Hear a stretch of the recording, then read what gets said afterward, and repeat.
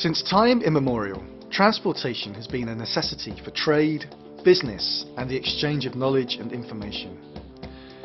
In the past, travelling across Europe on horseback or by horse-drawn carriage took a long time. The 19th century brought about comfort and speed as the age of the train began. The next century saw cars and aeroplanes prevailing in passenger and goods transportation. But the trains were not defeated. Like a phoenix rising from the ashes, the high-speed train has found its place in public transport, not only in Europe, but also the rest of the world, where it has established a new level of quality of service. In Europe, regardless of time and political interference, traditional routes have been established which lead across Europe, connecting the most important areas across borders. The European Union calls them the 10T axes. For the Central European region, 5 10T axes are important. The Baltic-Adriatic corridor, the Orient-East-Med corridor, the Rhine-Danube corridor, the Mediterranean corridor, and the Scandinavian-Mediterranean corridor. But it's not only long-haul transportation and travelling between hubs which is important for European regions. Connections between hub and region have equal importance. And that is the core of the Railhuc project, implemented through the Central Europe programme and co-financed by the European Regional Development Fund. Its aim is to find possible ways for infrastructure and service improvements at 4 levels: local, regional, national and international. 7 Central European countries, 11 project partners and 13 hubs lying on the 10T network are included in the Railhuc project. Each hub solves a different problem, but all of these solutions are targeted towards better cooperation between different transport modes.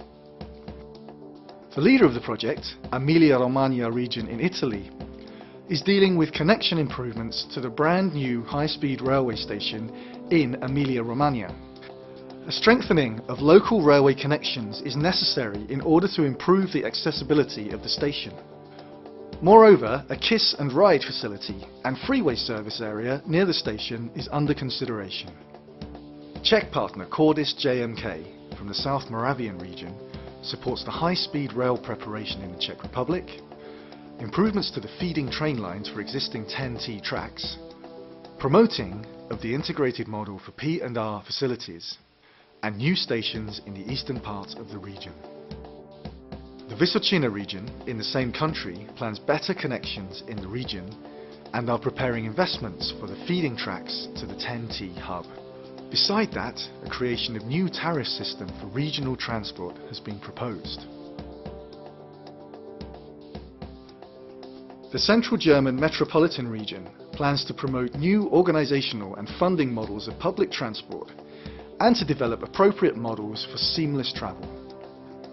New tariff systems, interval timetables of regional transport synchronised with timetables of long-distance trains, and a common rail infrastructure concept beyond the German federal state borders are the main priorities achieved in the Central German metropolitan region.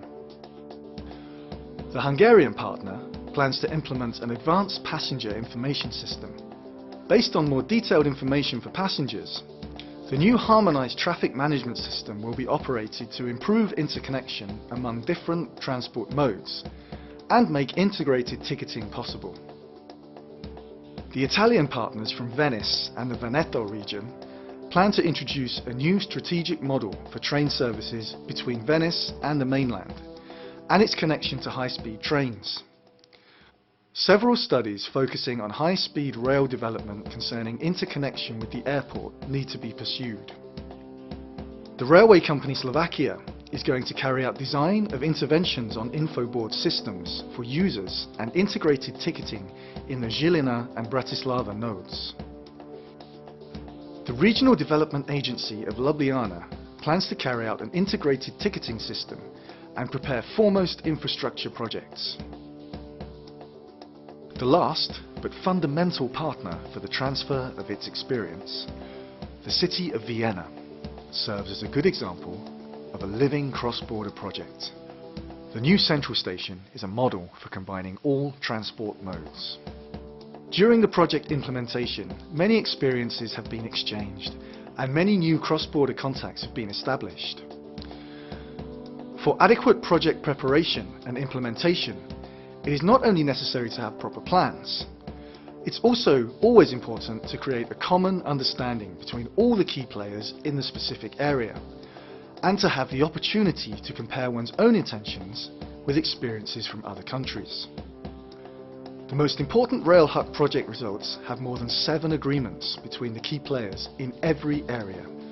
They declare support for the specific projects and confirm their intention to continue in that way.